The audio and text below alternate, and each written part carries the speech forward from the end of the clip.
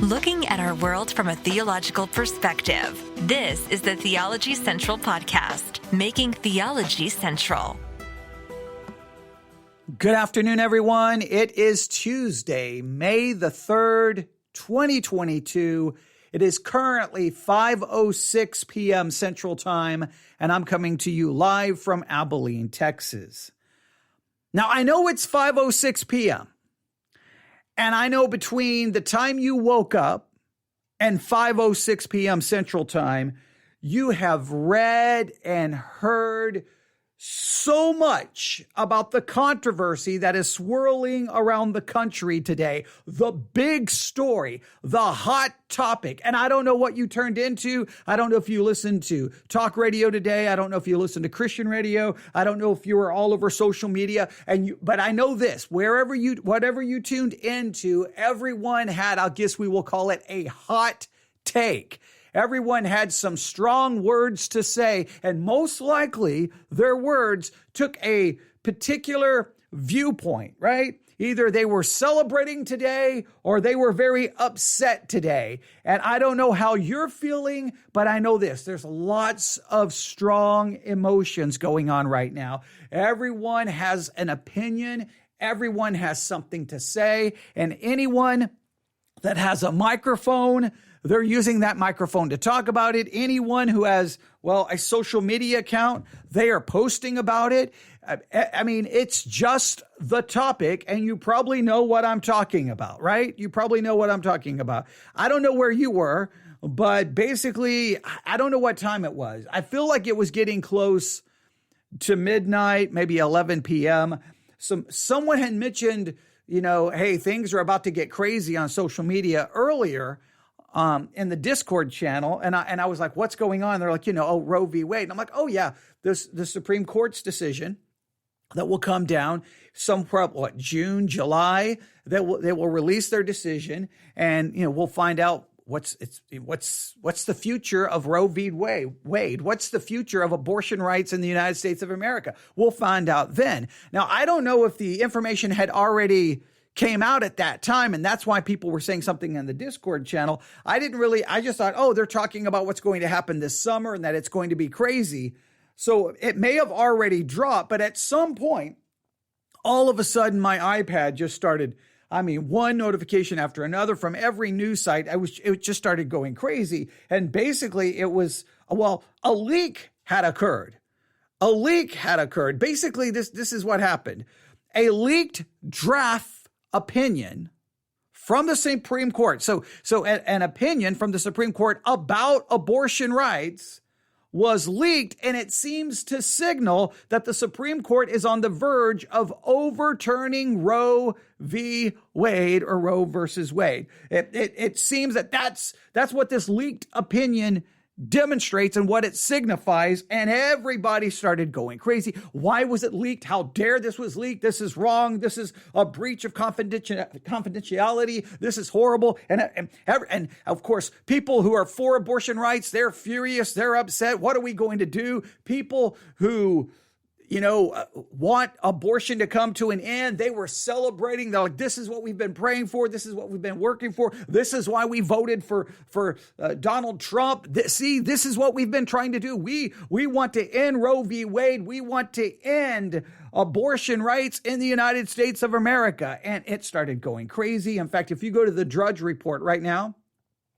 drudgereport.com, you'll see all of these headlines that are in red, and there's just so many of them. End of the Roe, R-O-E, or End of the Roe, opinion leaks, hunt for source, breach from the bench, gay marriage U-turn next. Decision will allow each state to decide whether to restrict or ban abortions. The 26 places where it will be illegal. Roe was egregiously wrong from the start. Wants a bra and looks likely to get one. Roberts does not want to completely overturn. Police rush up barriers around Supremes. Protests erupt.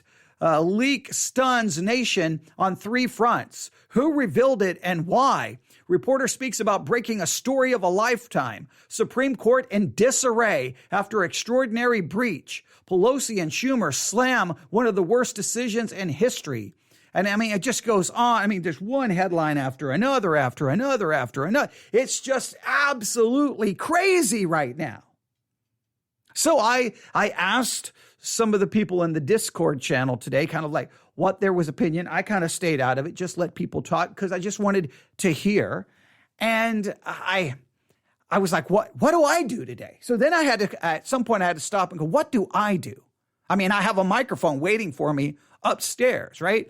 As soon as I walk up the stairs, here's the microphone. It's sitting here waiting for me. Here's the computer. It's sitting here waiting for me. All I have to do is reach over and hit one button and I'm live on the air. So what do I do? Because what I really wanted to do was to walk up the stairs this evening and, well, talk about things related to Matthew 24. Talk about things related to Matthew 24, verse 15, and the abomination of desolation and the Antichrist. And I was going to possibly do a sermon review, and I still may get to that. There's other things. We need to get back to the Imitation of Christ by Thomas à Kempis, because we're in a really weird section of the chapter, and we need to get to that. Oh, I need to finish our discussion about drawing a distinction and the difference between our position in Christ versus our practical life and our practice. There's just, I mean, I always have I have a stack of news stories to talk about and devotional content and Bible studies. There's so many things. So in some ways, I was just going to come up here and say, well, I'll just turn on the microphone and just ignore everything. I mean, everyone's already offering all of their opinions. But then I thought, you know what? Can I just sit down and act like, well, I don't know, the world's going crazy right now and everyone's yelling and screaming at each other? I looked around on the internet and it's just, man, debate and arguing and debate and arguing. And I'm just like, this is crazy. So what can I do? What can I hope to accomplish right now?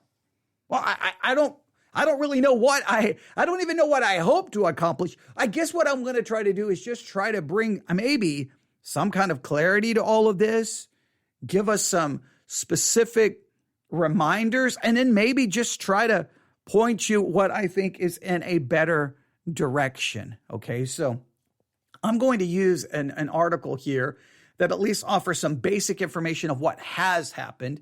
The headline for this article is What the Leaked Supreme Court Draft Means for the Fight Over Abortion. What the leaked Supreme Court draft means for the fight over abortion. All right. I'm going to just go through some of this. Some of this I may agree with. Some of this I may disagree with. But just to give you kind of a basic idea. Well, before we even do that, let's do this. I started following the story again around 11 midnight. And I think at about 2 a.m. I finally that's it. I was listening to anything and everything.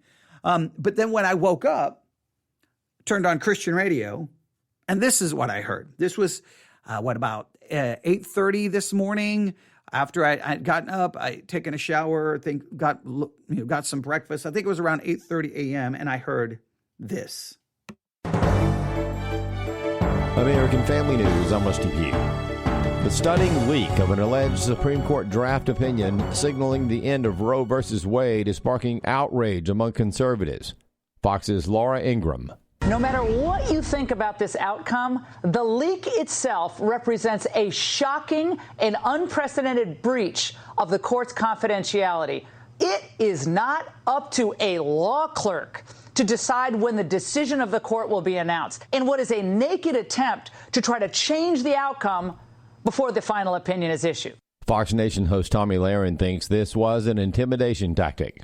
And also a distraction tactic here. I think that the only way the Democrats have a chance in November is if they rile everybody up, get people to the polls with these emotional, cultural issues. Of course, abortion is one that's going to be very high emotion, very intense for the country. This is their effort to distract from everything that's going wrong and play to the heartstrings of those, especially on the left, that this issue is so important to.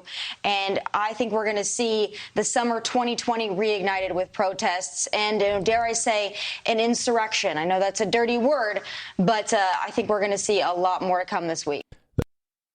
All right, now I just got to jump in right there because, the Democrats are gonna get everyone emotional about cultural issues to get them to vote. You do realize Republicans do the exact same. Get everyone emotional about a cultural issue. Oh, critical race theory or whatever. Oh, whatever the case may be, get them riled up, get them to the polls. Every political party looks for anything that will energize and get people emotional enough to get off the couch and go vote. Every side does that. So, yes, maybe. Obviously, the Democrats, now that it was leaked, whoever leaked it, whatever their purpose is, I do 1,000% completely agree that this is going to absolutely spark and motivate anyone who is pro-choice to do everything in their power to vote, to vote, to vote, to vote, to protest, and do everything in their power to try to protect Roe v. Wade or to try to put something in its place that will protect abortion rights. Those who are against abortion, many of them are celebrating right now because thinking, well, this could be this is what we've been waiting for. This could be the end of Roe v. Wade. So everyone right now is emotional. Everyone is upset, but it just shows you that right now there's strong emotions on all sides. Let's listen to just a little bit more of what I heard this morning. The head of the Department of Homeland Security is being accused of directly lying to Congress. Alejandro Mayorkas All right, I'm sorry. They move on to a different story right there. So that was the first thing I heard this morning, and just showed you that immediately that there was lots of emotions and lots of strong opinions.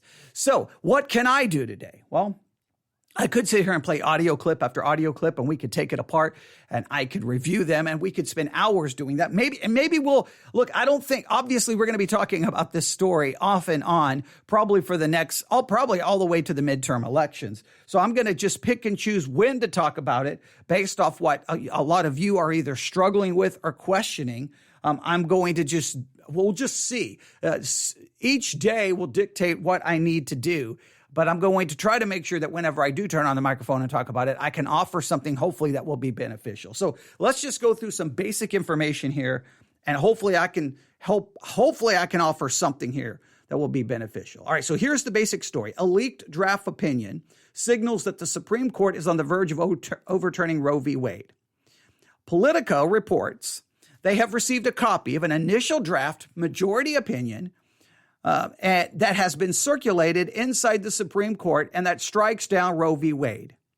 No draft decision in the modern history of the court has been disclosed publicly while a case was still pending, notes Politico. So this is a major thing, that a draft decision basically has been leaked before the case, while the case is still pending. That it's a significant thing, and it raises questions like, wait a minute.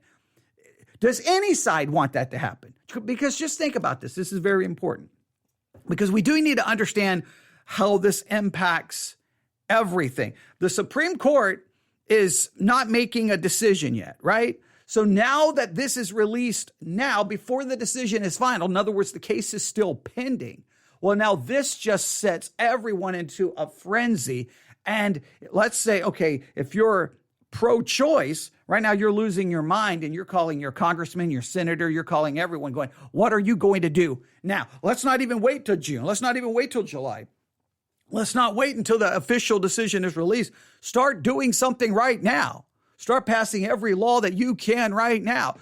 What can we do? How can this be fought? And immediately. And so obviously, if you are against abortion, you're like, well, wait a minute. This leak is going to possibly hurt the way this decision could be handed down, because people are already now going to start doing things they can to fight against this decision. So everyone's going to be upset. You would want the court's deliberations to be, in a sense, kept private until the official decision is released. So I think it should bother everyone on every side, because if it doesn't hurt your side now, well, the next time something like this happens, it could hurt your side. And we want it to be fair and handled in some kind of way, shape, or form. As the influential court analysis site, The SCOTUS blog says, it's impossible to overstate the earthquake this will cause inside the court in terms of the destruction of trust among the justices and staff. This leak is the gravest, most unforgivable sin. That's according to an influential analysis site who analyzes the Supreme Court and everything's going on. They're saying so there's going to be some possible very negative and destructive consequences from it. You can see whether you agree or disagree. The draft opinion, which runs 98 pages, is for the case of Dobbs versus Jackson Women's Health Organization, one of the most important pro-life cases in a decade. The draft of the majority opinion is a strong rebuke of Roe v. Wade, the landmark decision that made abortion legal in all 50 states. We hold that Roe and Casey must be overruled. And this is written in the draft opinion. The Constitution makes no reference to abortion, and no such right is implicitly protected by any constitutional provision. What this means. Here's some of what we can reasonably infer from the leaked document. The leaked draft does not mean that the court has decided to overrule Roe. In deciding a case, the justices hold a preliminary vote shortly after hearing oral arguments. A member of the majority is then assigned to write a draft of the court's opinion. The draft can also be amended or changed based on the input of the other justices on the majority side. However, as the United States Court's website points out, on rare occasions and close cases, a dissenting opinion later becomes the majority opinion because one or more justices switch their votes after reading the drafts of the majority and dissenting opinions. No opinion is considered the official opinion of the court until it is delivered in open court or at least made available to the public. So what we need to, everyone just needs to calm down and just realize no official decision has been made. And even though we have this draft, people could change their mind after reading the draft. So we've got to let's at least make sure you can be, if you are against abortion, you can be optimistic. But just remember, no official decision has been handed down. So you have to wait and see what is actually going to occur. The opinion of the court on the Dobbs case will not be final until the majority ruling is made public, which is likely to happen sometime before the end of June. So it may be the end of June before we finally get the official decision. It may be what has been leaked. What is leaked may be an absolute accurate picture of what's going to happen, but we don't know yet. So be very careful because I've seen a lot of people on the internet making statements as if it's a done deal. Roe v. Wade is over. It's finished. It's destroyed. And you're like, slow down. Okay. No official decision has been made. That everyone just needs to think about that and realize that. It does send a strong signal that a majority of the justices have decided to overturn Roe. Those of us who oppose abortion should be cautious about relying too much on an unofficial draft that hasn't been approved by the court. Still, there are significant reasons to be optimistic about the outcome in the case. As Politico says, and as the document itself reveals, the draft is a full-throated, unflinching repudiation of the 1973 decision. I quote, Roe was egregiously wrong from the start. Its reasoning was exceptionally weak, and the decision has had damaging consequences. And far from bringing about a national settlement of the abortion issue, Roe and Casey have inflamed debate and deepened division. It is time to heed the Constitution and return the issue of abortion to the people's elected representatives. Now that's from the leaked decision. Please hear that. It's time to heed the Constitution and return the issue of abortion to the people's elected representatives. This seems to indicate, at least to me, and I think most people agree, that they're going to say, instead of being a federal decision, now each state will decide. Let's go back to each state. That state, they elect representatives, and those officials are to represent the will of the people in the state. And then they are to pass that which the people in the state would want. So if it goes back to the states, this is so very important, and I may repeat this 100 times before we're done, okay? So first thing I just want you to realize, there is no official decision. So everyone going crazy on either side needs to take a deep breath, and it's still wait and see. But if the leaked decision is an accurate picture of what's going to happen, then it appears Roe v. Wade will be overturned, but then the decision of the legality or the right to abortion will be given to each individual state. Now, some people will go, yay, that's wonderful, but just think this through. You've got to think this through, okay? Now, I want you to hear, this is very important. Yes, I'm against abortion. Yes, I believe abortion is the ending of a human life. But this is very important. I could sit here and get all excited that Roe v. Wade is going to be overturned, but let me just pull up a map. Let me pull up a map right here. I was looking at this earlier. All right, if I pull up a map of what most likely is going to happen in a post-Roe v. Wade world, most likely abortion would be immediately banned in 23 states, right? It looks like the ones that would be banned in would be Indiana, Wyoming, Utah, Arizona, Texas, Oklahoma, South Dakota, North Dakota, Montana, Arkansas, Louisiana, Mississippi, Alabama, Georgia, South Carolina, North Carolina, Tennessee, Kentucky, Ohio, and Michigan. Those are places where it's almost guaranteed it's going to be banned. Where it's going to be restricted is probably Nebraska, Kansas, Indiana, West Virginia, Florida, maybe Pennsylvania, maybe one other place where it'll be possibly restricted. Then it's going to be, there's going to be a number of states where it's going to be protected. Basically, abortion rights are going to be protected. And that's going to be places like Washington, Oregon, California, Nevada, Montana, Colorado, Minnesota, Iowa, Illinois, New York. There's a couple of Massachusetts, Rhode Island. There's going to be a number of other locations where it's going to be basically protected. So on one hand, you could say, yes, this is going to end abortion. And look, for every life that is saved, yes, I'm going to celebrate and be happy about. But we've got to make sure we understand this. This is not going to end abortion. So for example, someone lives in Texas, they need an abortion, they'll just be able to go to Colorado. Right? Someone living in Nebraska, they can just go over to Iowa. Someone living in South Dakota, they could go to Minnesota or Montana. Someone in North Dakota, they could go to Montana.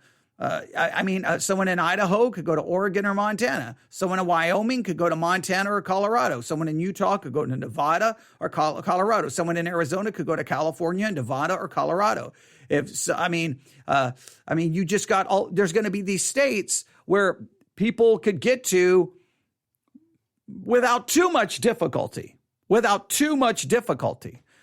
let me make it very clear. First of all, I want to make this very important. We do not have an official decision.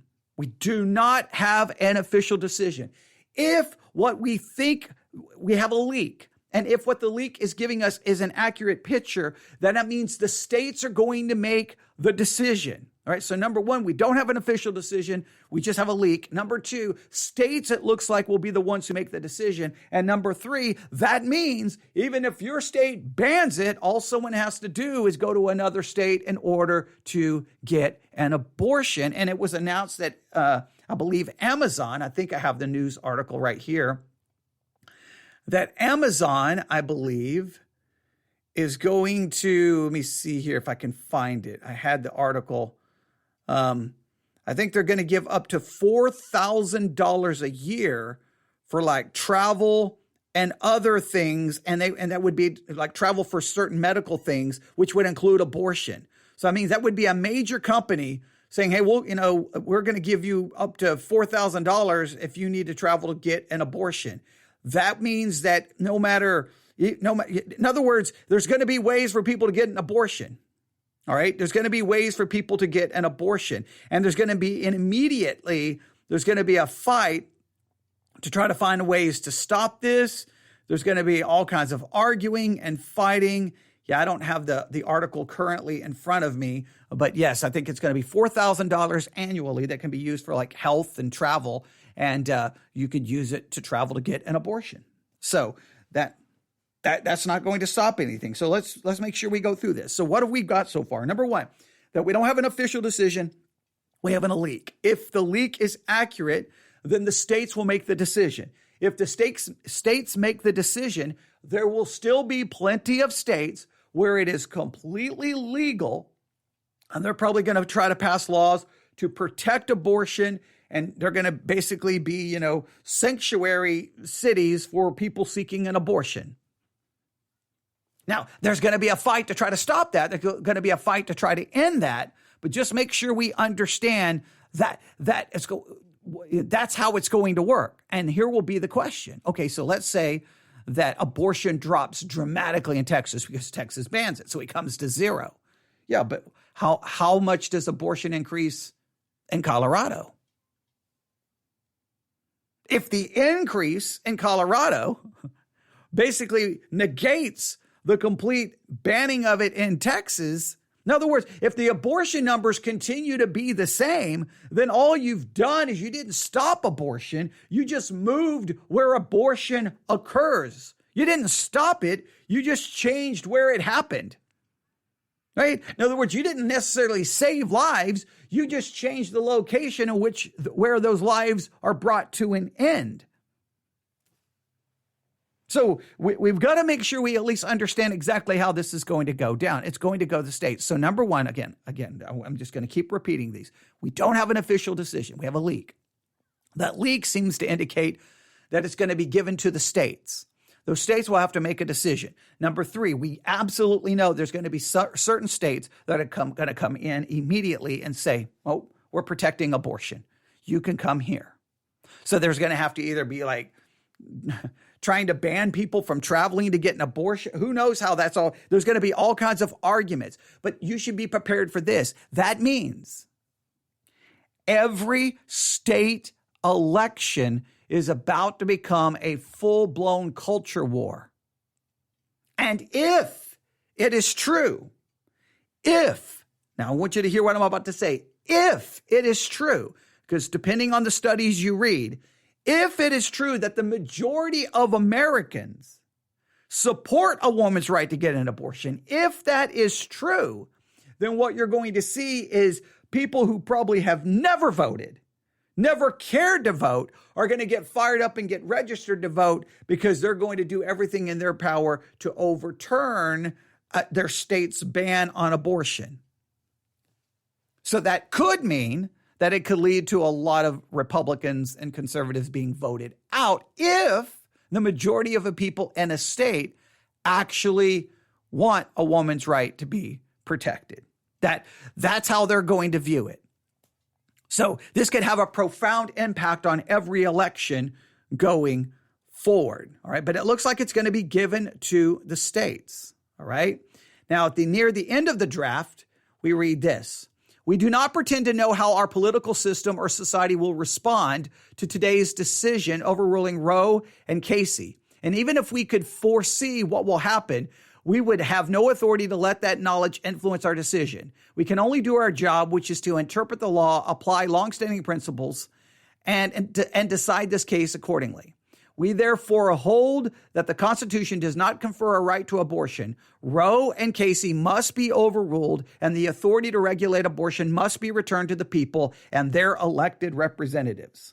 Right? Okay.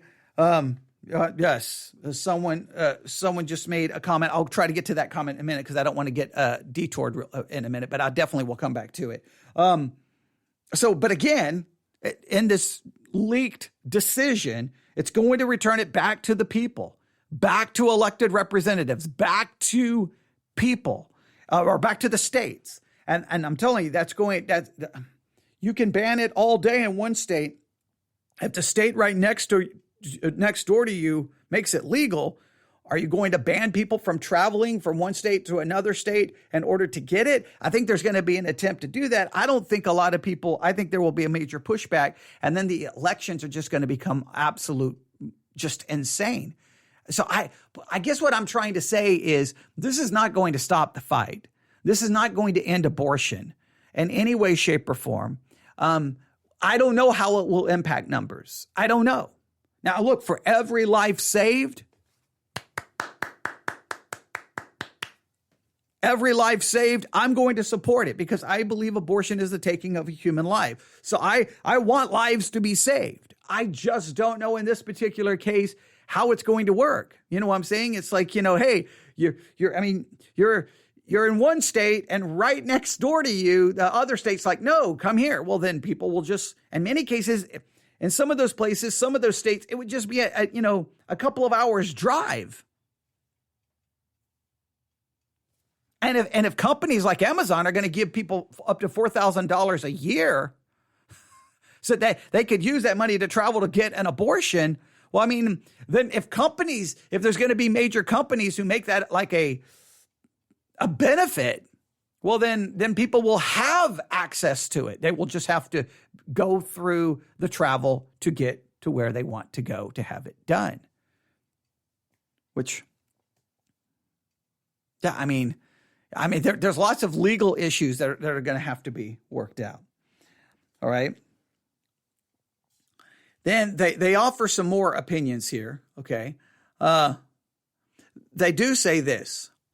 The leak was likely done to influence the court's decision. I think we can agree there. As a law professor, Jonathan Turley notes, if this is a true copy of the draft opinion, it's hard not to view this as a malicious act. What is the motivation of releasing such a decision? The only intent of such a leak is to trigger a response from outside of the court. And as Jason Keith Allen, president of Midwestern Baptist Theological Seminary, says, few things would make me happier if the court's decision proves true, but mark it down. This revelation is an unprecedented leak to prompt leftist outrage and public mayhem, an attempt to cause justices to blink before the decision is formalized or finalized. And I agree. This leak clearly, we can assign all kinds of malicious intent to the leak. There's no question about it. This is going to maybe it's going to cause one of the Supreme Court justices to change their mind and go, you know what? I'm going to change my mind. Who knows? I know this. It's going to basically mobilize every pro-choice person in America to do everything in their power to start figuring out, okay, how can abortion rights be defended and protected after Roe v. Wade is overturned? And whether they were thinking about it before, they're thinking about it today, which is going to lead to many of these states passing laws to protect it. All right. Now, this is very important. If the court does overturn Roe, it will be one of the most significant acts of justice in modern history. But the ruling will bring only a change of direction, not an end to the fight over abortion. Some politicians are already gearing up for the next skirmish. Congress must pass legislation that codifies Roe v. Wade as the law of the land in this country now, Bernie Sanders wrote on Twitter. So there's Bernie Sanders like right now, we've got to pass legislation right now that codifies Roe v. Wade as the law of the country. Can they do that?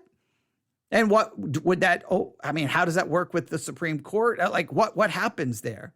And if there aren't 60 votes in the Senate to do it, and there are not, we must end the filibuster to pass it with 50 votes. In other words, this could trigger some massive changes in Congress and Senate, and who knows? I mean, this is about to get ugly. Just be prepared. It's about to get ugly.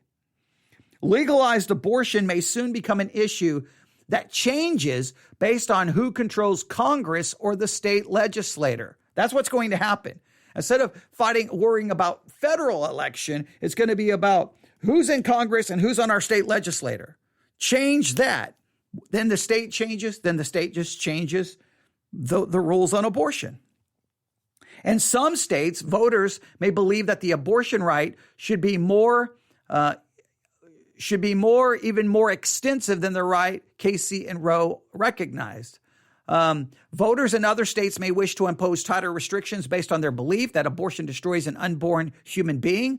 Our nation's historical understanding of ordered liberty does not prevent the people's elected representatives from deciding how abortion should be regulated. Once again, that's from the leaked decision, from the leaked opinion. That's just once again saying it's going to be up to each state. It's going to be up to each state. That's where this is going. It's not going to be the end of abortion. It's going to be the end of abortion based on each state's decision. For some states, it will be a ban. Other states, it will not. I'm going to continue to just state that.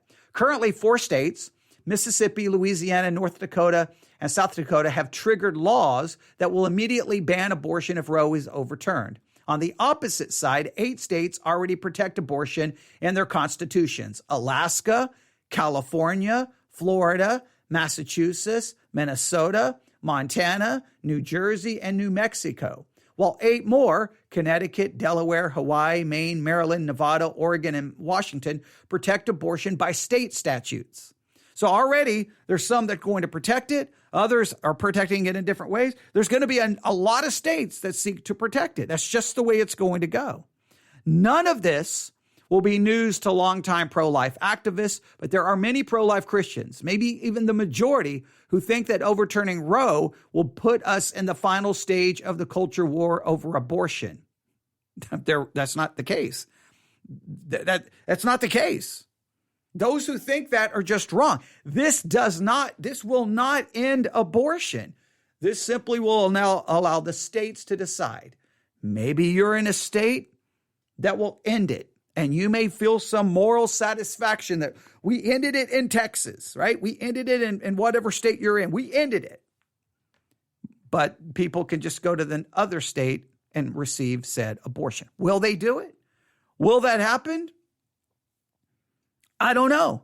I don't know how the numbers will play out. I don't know. We won't know the ultimate impact of it for maybe 2 or 3 years. But if we look at the current rate of abortions in 2021, 2022, and then let's say this decision comes down in the next month, and let's say everything goes into effect immediately, and all these states that want to ban it immediately, and abortions drop to 0. It may take a year or 2 to know how the abortions increase in the other states. And does that increase then bring the numbers right back to where they've been consistently for 2, 3, 4, 5 years? If it does, I hate to say this, you didn't change anything. You just changed the state in which the abortion occurs. You just changed the geographical location of abortions. You didn't stop abortions. Now, maybe I'm wrong. Maybe this cuts abortions completely in half. And if it does, well, praise God for every baby saved. If it doesn't, then what happened? And I think what many people need to be prepared for is that you may, in a sense, now have just unleashed a lot of people who haven't voted before registering to now try to vote out your Republican congressman, senator, governor, and there's going to be maybe even more Democrats. I don't know if it's going to unleash a Democratic progressive wave across the country. Maybe it will, maybe it will not. I don't know. But it's something we have to be definitely on the lookout for. All right? So we don't have an official decision. If the leak is accurate, it's going to become a state decision. If it becomes a state decision, there will be states that will immediately ensure that abortion is protected. Therefore, you're not ending abortion, and it's going to make each state election now an absolute crazy culture war. All right, so here's some concluding thoughts. when all of these fights ensue, oh, you've got to hear what I'm about to say. When all of this just starts unraveling and there's fighting and arguing and screaming, Christians are going to be very tempted to get right in the middle of that. Remember, we can't allow all of this noise to distract us to what we ultimately must be focused on, which is sharing and presenting the gospel to anyone that we can and discipling Christians. That is what we're called to do. And again, I cannot stress it enough. Ultimately, you can pass all the laws you want. You can ban procedures. You can do all of these things. But if you do not change the hearts of people, if their morality does not change, they will ultimately rise up and cast off whatever, they will cast out whoever political leaders who are going against their will, they will throw out, they will throw off, and they will ultimately get back to what they want.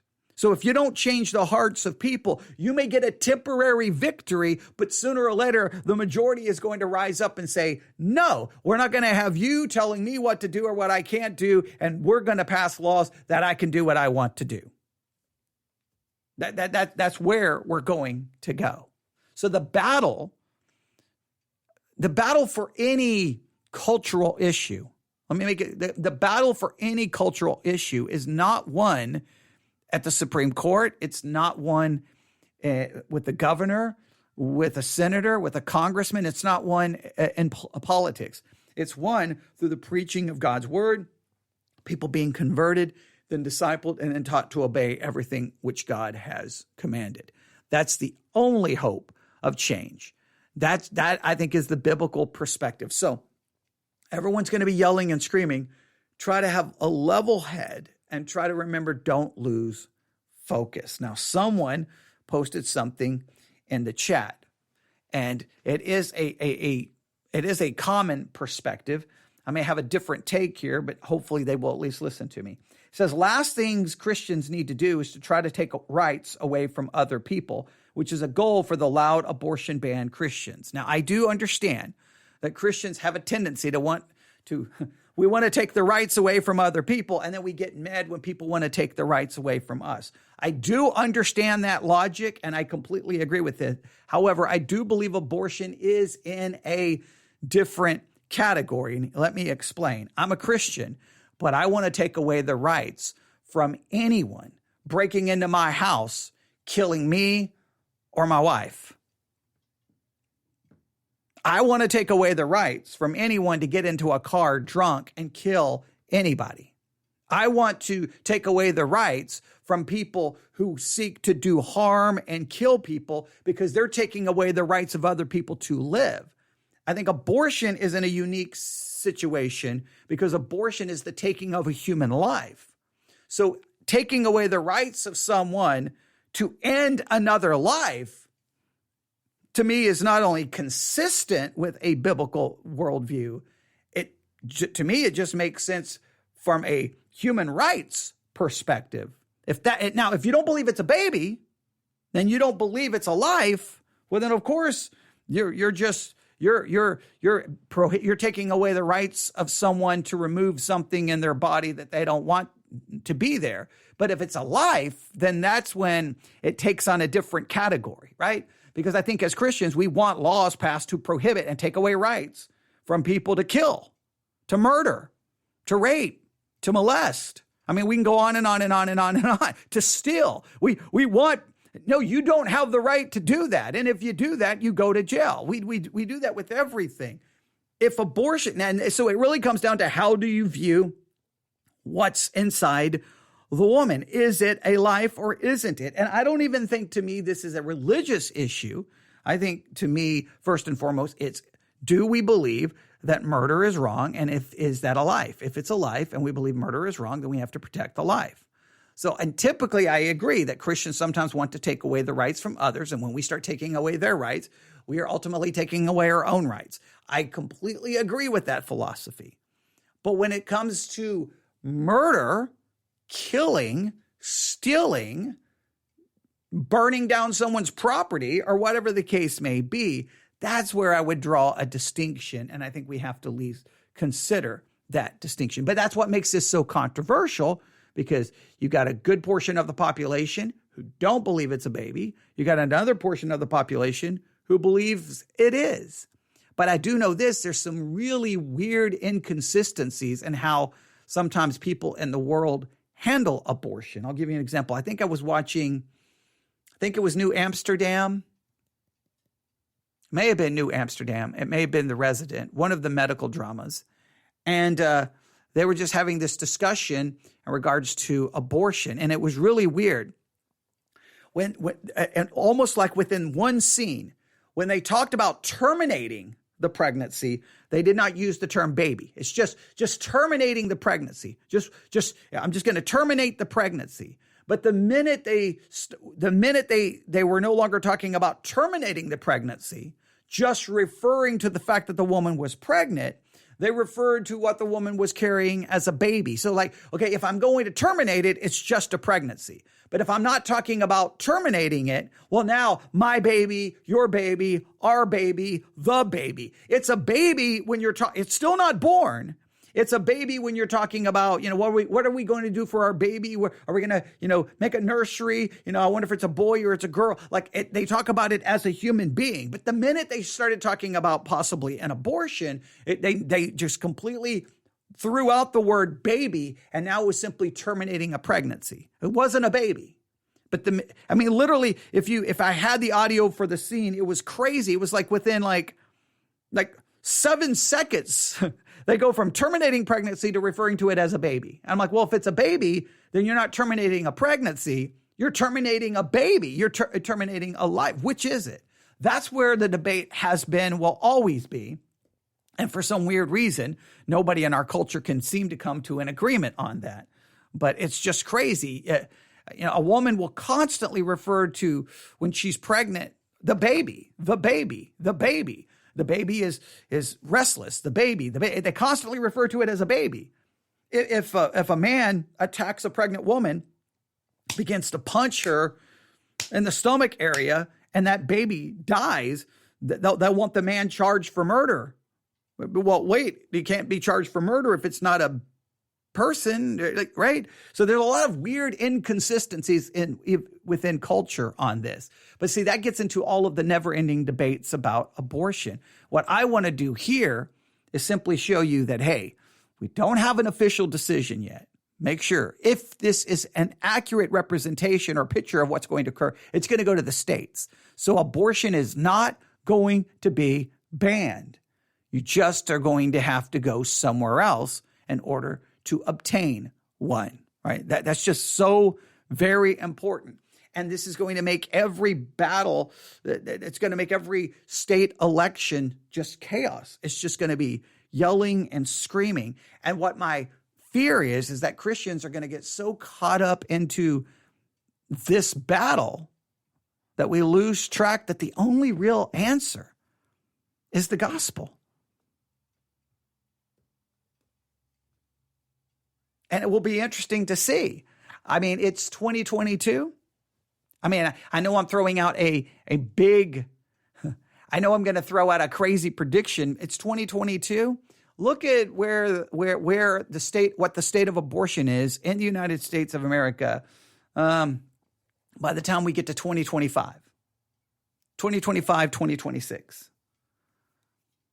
I have a feeling that all of this feeling of victory that we got rid of abortion, by the time you get to 2025, 2026, unless there's a massive change in the thinking within the population, you're just going to see states that maybe who will restrict it, who will ban it, will flip, and will start providing and allowing for it. And then you're going to just see more and more of the map of the United States becoming more and more pro-abortion and more places, because unless the minds and hearts of people are changed, you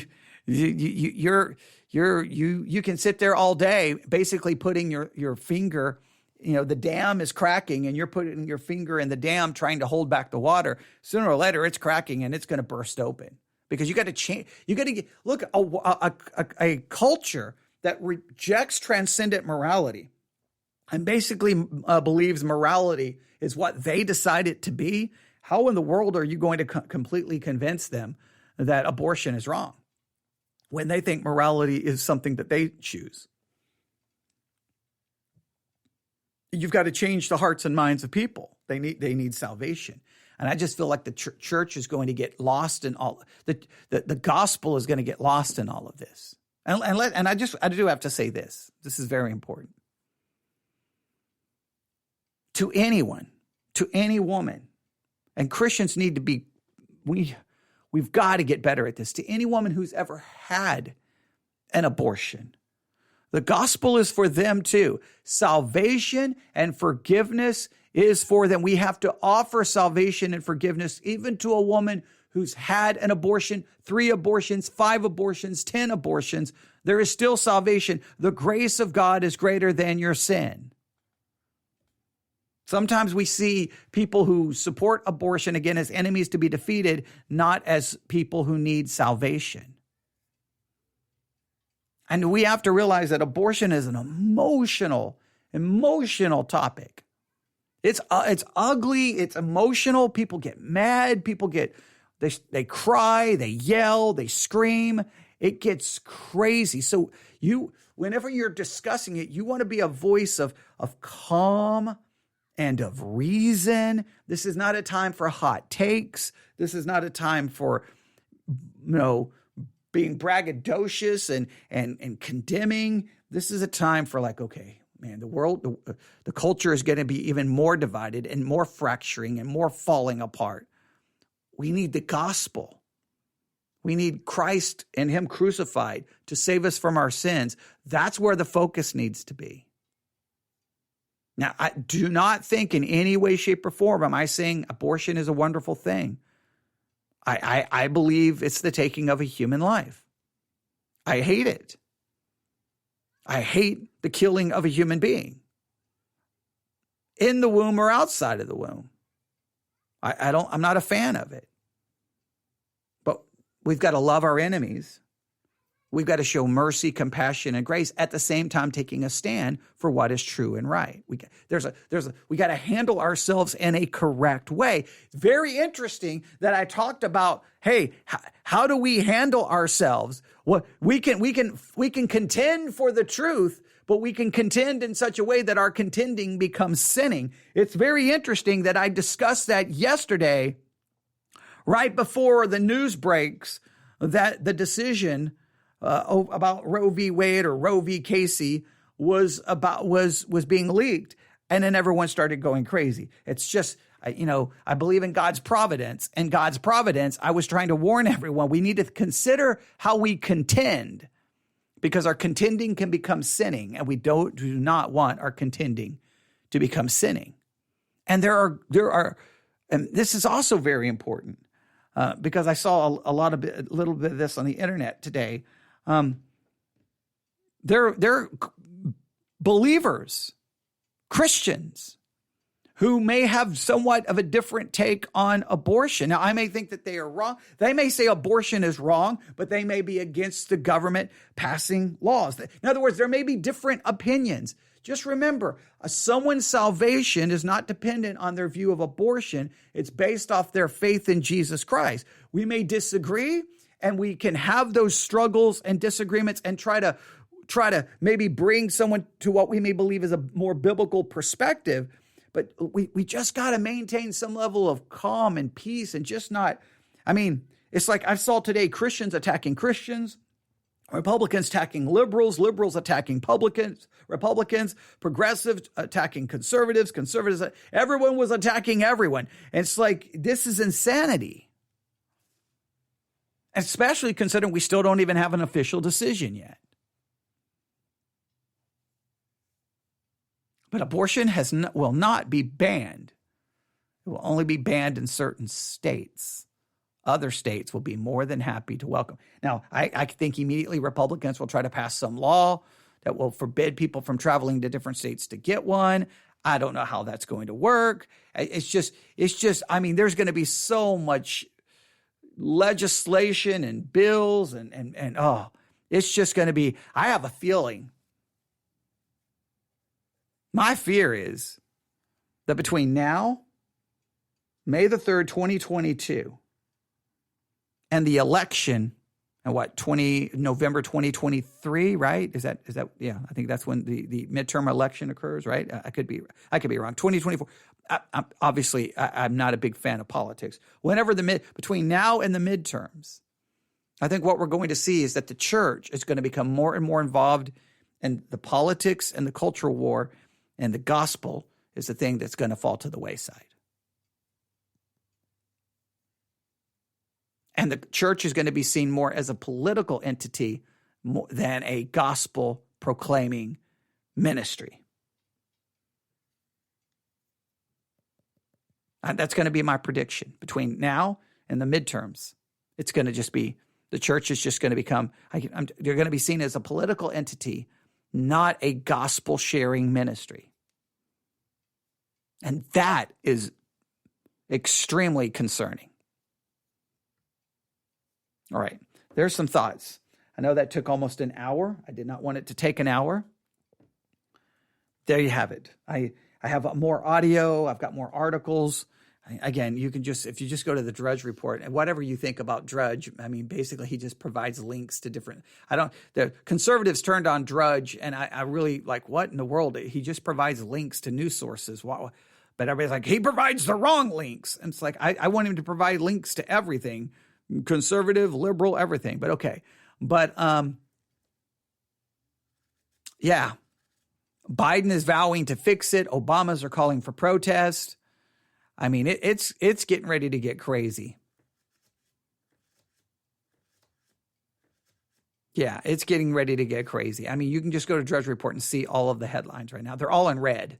There's 1, 2, 3, 4, 5, 6, 7, 8, 9, 10, 11, 12, 13, 14, 15, it looks like 16, at least 16, probably around 20 links here that are all in red, all dealing with the fallout of this leaked decision from the Supreme Court that looks like.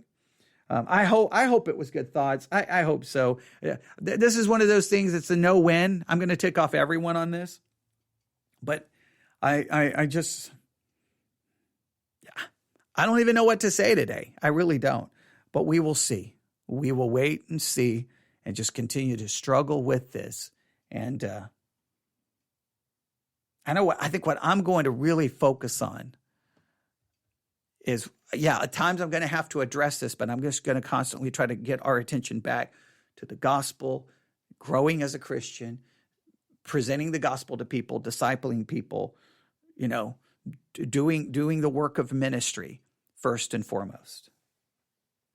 All right, so there we go. I know I didn't address every issue, every debate, no matter what I say, I'm just going to let the emails are going to play out. It's going to be crazy today. And on YouTube, it's going to be crazy. I'm just going to let that all play out and then address what I need to address at that time. All right, I'll stop right there. I think I'm going to come back here shortly, and we're going to try to do something else that hopefully will be beneficial. All right, you can email me your thoughts or disagreements. I try to be pretty balanced. I don't know what you could disagree with me about, but okay. I guess if you're pro-choice, you're going to get upset with me because I'm against abortion and believe that it's murder. So obviously you're going to disagree with me there, and I understand that. Some people who are against abortion and believe it's murder are going to probably complain that, I don't know, that I didn't do something right. So somebody's going to be upset with me. But you can email me, newsif@yahoo.com. newsif@yahoo.com. We will definitely be talking about it moving forward. And we're going to try to have godly wisdom and godly character. And just remember, do not let your contending become your sinning. Go back and listen to what we discussed yesterday. We have to conduct ourselves in a godly way. All right. That's very important. All right. Thanks for listening.